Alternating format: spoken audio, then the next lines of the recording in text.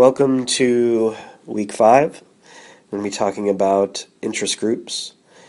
And you might see a theme at this point in everything we've been talking about, which is there's a big difference between what we need, what we want, and what the ideal working democracy actually is. You know, you've seen that if we move to restrict speech that we think hurts others, or we want to protect somebody who's vulnerable, well, we might step on the First Amendment if we do that, something we don't want. If we allow the president to fully exercise his commander-in-chief power, we might step on our desire to have Congress weigh in on the most important decisions we have, because it's the most representative body we have. Interest groups, which is what we're talking about today, lies right in the middle of a very similar difficult trade-off. First off, an interest group is simply an organization made up of individuals, groups, or businesses, and they share the common objective of influencing government officials and public policy in a way that benefits that particular group's policy preferences or goals.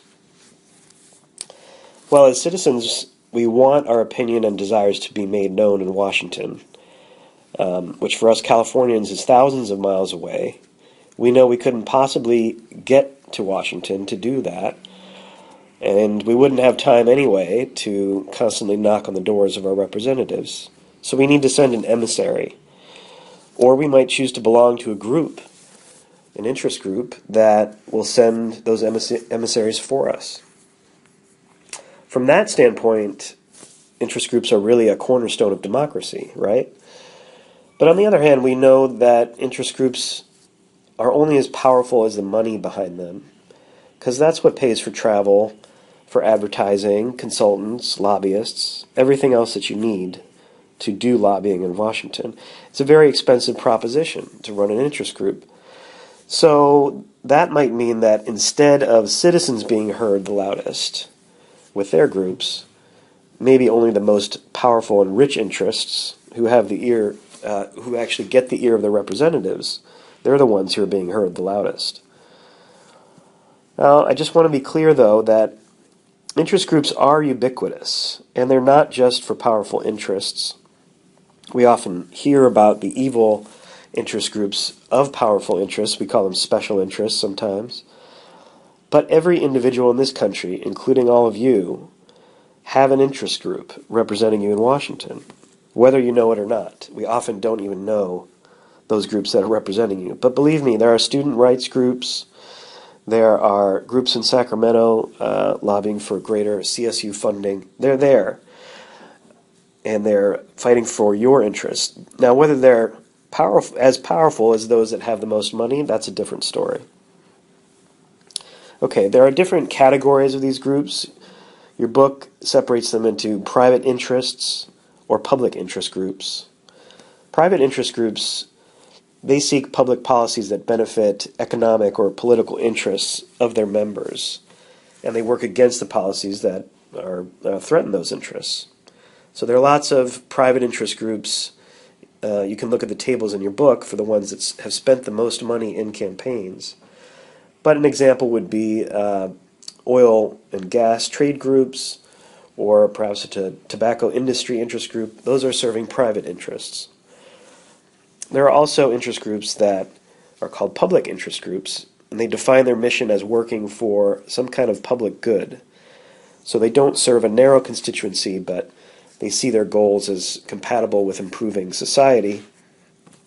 So there are groups like the League of Women Voters who work on improving elections, the public interest research groups, which often are environmental advocacy groups seeking pollution controls, things like that. These might be seen as public goods.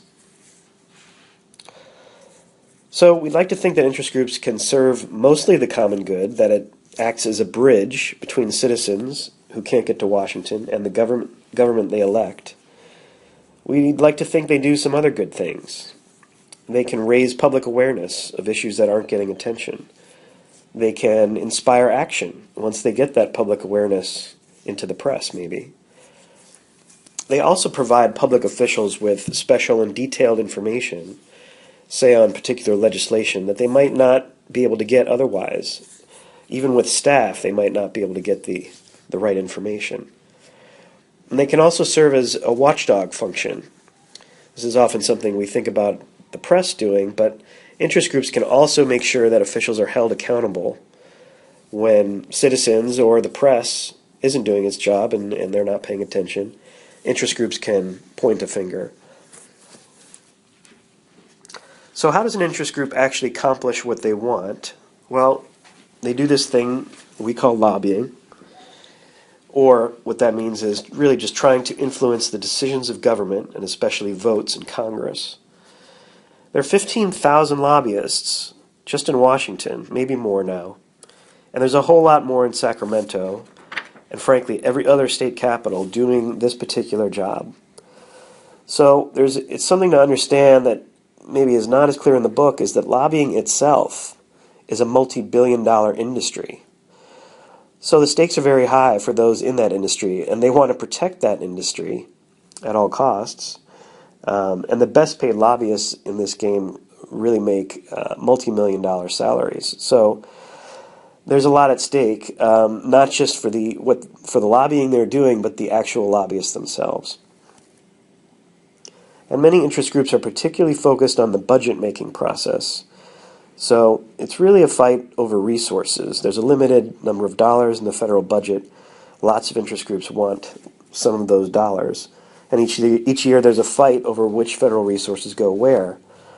And when you're talking about a multi-trillion-dollar budget, where a few billion spent one way or another can help or hurt an entire industry, you might understand why there's so much time and resources put toward this.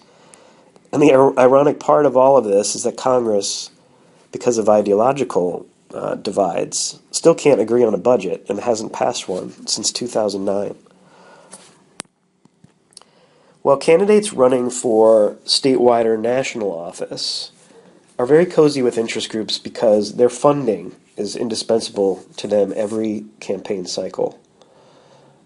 So these candidates, cannot raise enough in individual donations every 2 years. The cost of running for, say, the House of Representatives, you might need to raise an average, this is just an average, of $625,000. This was a 2012 average. Or if you ran for the Senate, you need to raise $2.8 million. And if you're going to depend on individual citizens giving a small donation of $50 to $100, you're not going to get there. So you need the interest groups to get you to those levels of funding. So you're probably worried, hearing that, you might be worried that a candidate might become indebted to an interest group just by accepting their campaign donations, and maybe they'll have to pay back the group in some way by voting a preferred way. The evidence in political science on this is not clear at all, that's what actually happens, that money specifically forces votes. Probably the real story is that rather than being some kind of bribe, campaign donation probably goes to a candidate who's already inclined to believe what the interest group's ideas are, and probably would have voted that way anyway. But to be honest, it's really difficult to tell, especially when there's so much money involved and so many groups giving to say one person. I've heard the influence described to me in another way by actual assembly members in Sacramento. And think of it this way, we all depend on our circle of friends to get our information, and it's our social networks that often end up persuading us one way or another on particular issues. It's especially true for those of you who browse Facebook and are constantly in communication with friends. So imagine as a politician, each day you're spending all of your time fundraising, you meet lobbyists, you meet interest group representatives all day. Well, eventually those people end up being your friends. They are your social circle. They're the people closest to you, or you're at least familiar with them. So it's that type of influence, social influence, on top of the financial incentives of staying close to these people, That may be the most insidious type of influence in Washington, and is a very powerful force. All right, your book makes a distinction between direct techniques used by interest groups and indirect techniques. That just means direct meaning contact with government officials, indirect techniques meaning you're influencing the officials through third parties, say like voters, who you might get to pepper a representative's office with emails, for example, on a particular issue. In reality, the best interest groups, the most effective ones, are doing both all of the time. And they have particular plans for each campaign cycle in Congress way ahead of time, because they know that changing the makeup of Congress every 2 years in a way that's favorable to them will help get their legislative agenda through. So these are very sophisticated operations. They're using multiple techniques, and they're finding all sorts of creative ways to raise unlimited funds through what are called independent expenditure committees. Read about that in your book. Because the Supreme Court recently affirmed in the 2010 Citizens United versus FEC case that there can be no limits on the amount of money that these groups raise. Even getting a single donation in the millions and millions of dollars from corporations. The only thing they can't do is coordinate directly with a candidate's campaign. But in reality, that's very difficult to prove that you coordinated with anybody. So there aren't a lot of restrictions on fundraising for these groups. And this development is, I think, really boosted the power of interest groups, often to the point where legislators might fear to vote against the interests of some of the most powerful groups, let's say the National Rifle Association. I think we saw, perhaps, the outcome of their influence in the recent push for gun laws, gun restrictions, which never happened. So we're back to this conundrum about interest groups, the difference between what we want for democracy, what we actually have. We do want interest groups to be there to transmit messages to government, to provide information, do all of those good things I mentioned. But we don't want them to be so rich and powerful that legislators live in fear of them or are bound to them and can't vote independently. That destroys the very essence of representative government. So the problem is no one has thought of a better way to accomplish this bridge between citizens and government than with interest groups.